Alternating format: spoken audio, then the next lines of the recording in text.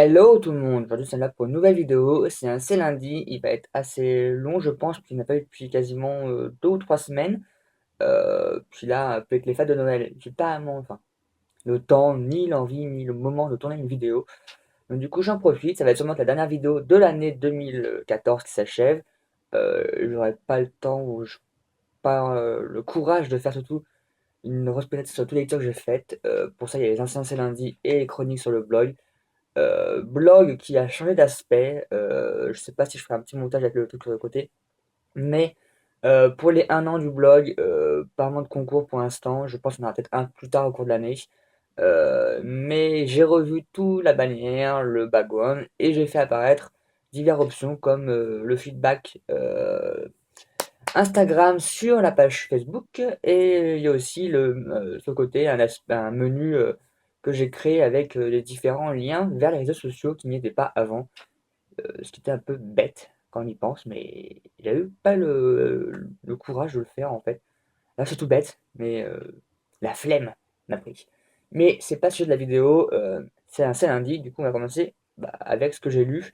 Il y a beaucoup de livres, mais pas grand-chose en fait, entre guillemets. C'est assez particulier. Puisqu'en premier temps, j'ai commencé par un livre que je n'ai pas, que d'ailleurs c'est un vrai coup de gueule. Il s'agit donc du coup de la nouvelle de l'épouvanteur, donc je sais pas vraiment son nom, qui est présent dans le tome 1 et 2 de la réédition de l'épouvanteur, donc écrit par Joseph Delaney, l'édition Bayard, et l'éditeur va trouver mieux que nous la sortir que dans cette édition double volume. Donc ceux qui sont les livres d'avant, et ben ils vont se la mettre dans les, voilà, quelque part. Je ne dirai pas le nom. Donc c'est assez embêtant. Elle n'existe pas en e-book. Déjà que nous sortent un livre tous les ans et encore quand ils veulent bien, parce que c'est Bayard. Et voilà. Cette fois-ci, elle sort même pas en e-book. Donc pour ceux qui veulent la lire à côté, bah ils se la foutent au cul, très clairement. Donc bon. Surtout qu'elle est pas très grosse, ça fait une centaine de pages. Elle est sympa. Donc ça reprend l'histoire de l'épouvanteur, donc j'ai un trou de mémoire. Donc du maître de Tom, qui, ben, quand lui-même est devenu épouvanteur, en fait, quand il a fait sa première mission d'épouvanteur, il a décidé de prendre ce métier-là comme choix, en fait.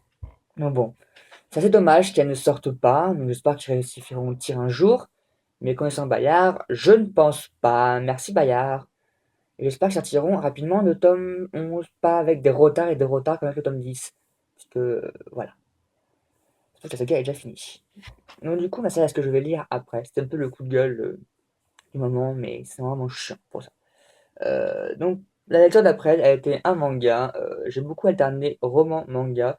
Donc, il s'agit du tome 7 de Mary Nightmare, suivi du tome 8 et du tome 9. Voilà, simplement.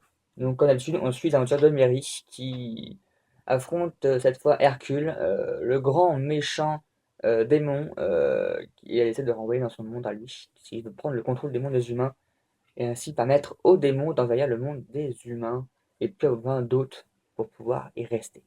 Donc, du coup, on approche de l'affrontement final de tome 10, donc j'ai hâte de voir l'affrontement final, comment ils vont réussir à battre cet ennemi. Donc j'ai hâte de voir la suite.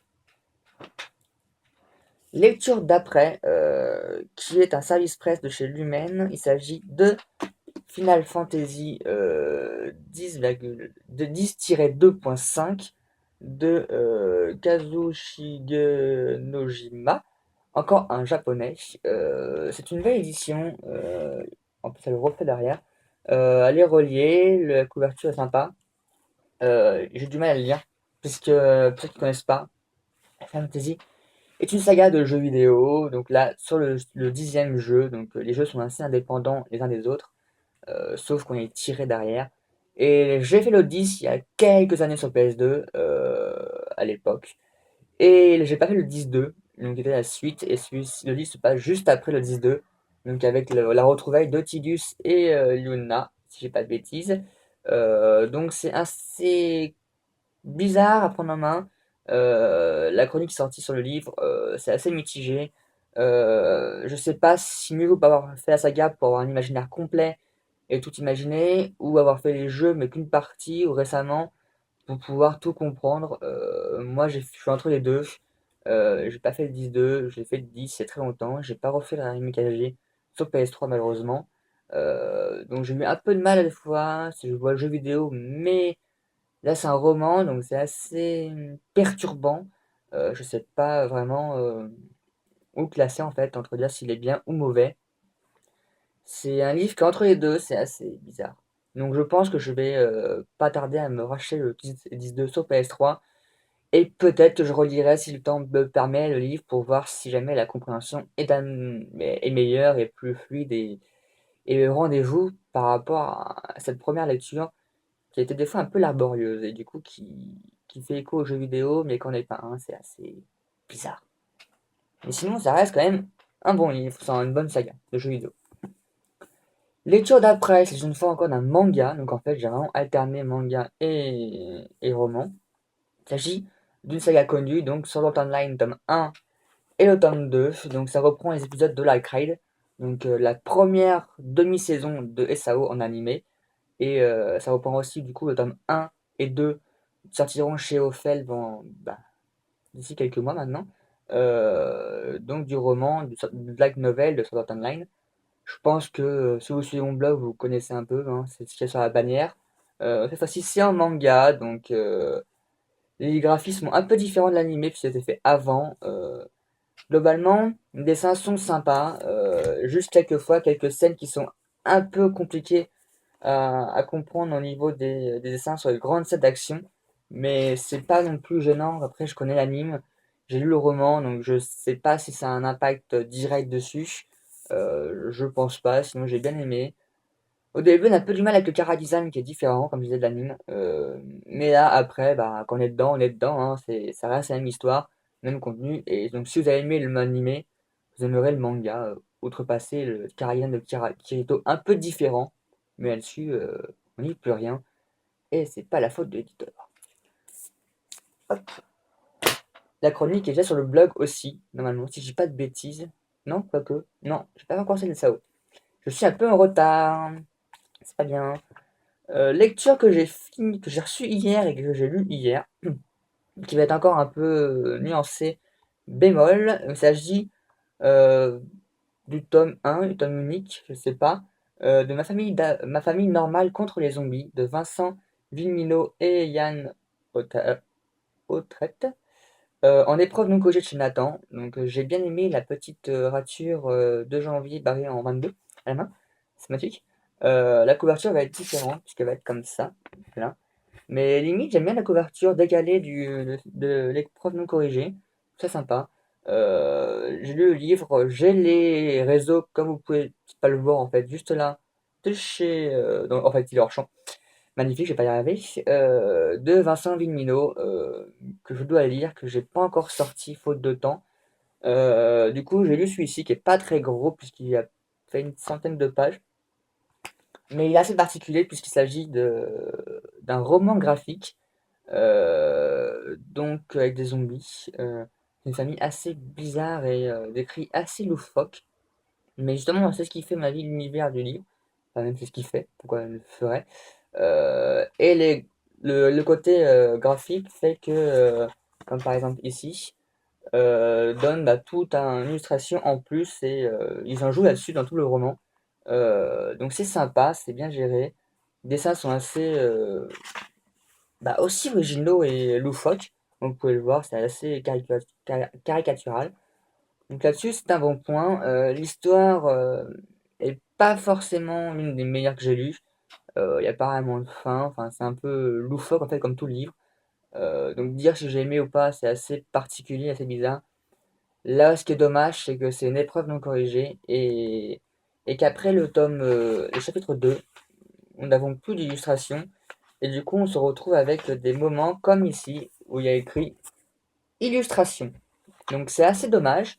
Du coup, quand l'auteur joue à l'illustration, en disant et ceci et cela, ou normalement on doit voir l'illustration pour voir ce que font les personnages, là, comme il n'y a pas d'illustration, c'est un peu dommage. Du coup, on ne sait pas ce qu'il montre en fait, à part et ça. Ouais, génial, illustration. C'est un peu bête, c'est un peu dommage, mais Donc bon, je peux pas juger la globalité de l'œuvre au final, parce que du coup, bah, on n'a qu'une partie en fait. Donc c'est un peu couillon. Donc bon, je le chroniquerai quand même, hein, mais je le signalerai, c'est assez dommage. Lecture suivante, qui est aussi un manga, qui est un 10e tome, il s'agit du tome 10 de Space and Wolf de chez Ototo Manga, de Izuna Ashikara, et j'ai vraiment bugué. Donc, 10e tome, on suit toujours les aventures de Holo qui retourne dans son village, qui est une déesse louve de la moisson, qui est avec Lorenz, donc ils ont suivi leur aventure. Cette fois, ils sont en plein marchandage d'un narval. Narval, oui, c'est ça, je sais plus comment. Pour moi, je dis navire, et en fait, c'est pas un navire, c'est un narval. Je sais pas vraiment ce que c'est, je suis pas un expert dans les thèmes médiévaux. Enfin, je cherche, j'ai pas cherché encore. Donc bon. C'est sympa, on suit leur aventure, toujours aussi shonen, toujours aussi basé sur leur relation aux deux personnages qui sont assez bah, pas ambigus, on voit qu'ils sont autour, mais ils sont pas autour, on se demande ce qu'ils vont faire. C'est vraiment aboutir à quelque chose un jour, aussi ils vont se disputer, se dévorer, ou comme c'est une louve, à la tête manger Lorenz. Ça serait dommage, mais bon. On sait jamais, hein. Tout peut arriver à un manga. C'est la valeur humaine louve, en réalité, c'est pas très courant quand même. Donc bon. Du coup, on passe à ce que je lis en ce moment même. J'ai déjà 12 minutes de vidéo, c'est une vidéo assez longue. Je suis en pleine lecture du Roi Squelette, donc l'intégrale de Serge Boussolo. Et il y a un magnifique contre-jour. Ça saoule, ça. Je suis à la page 70. Pas beaucoup commencé.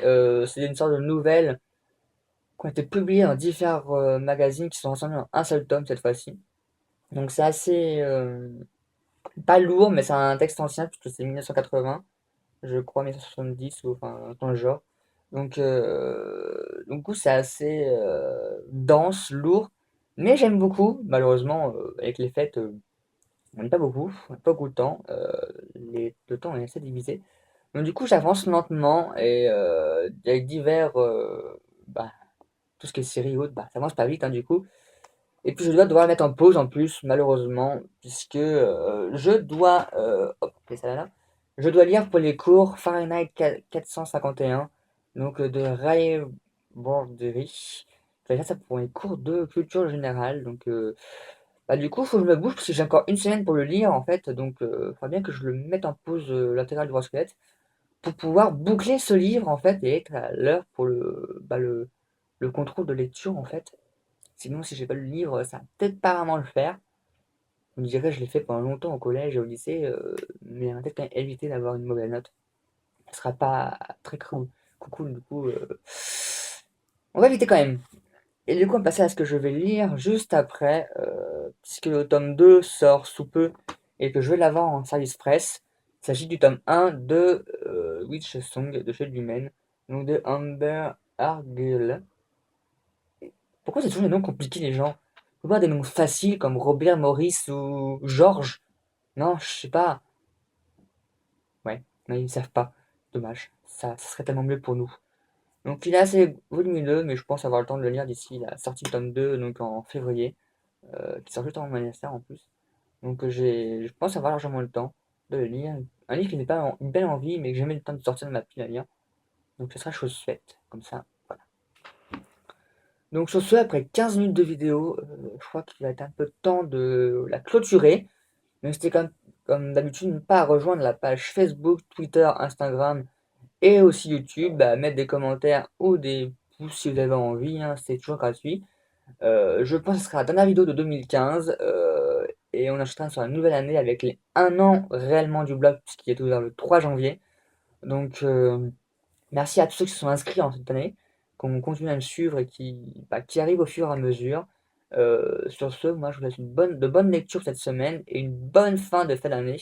On a eu de bonnes fêtes, donc Noël qui est déjà passé et bah, une bonne année 2015. Et sur ce, la prochaine vidéo. Tchuss.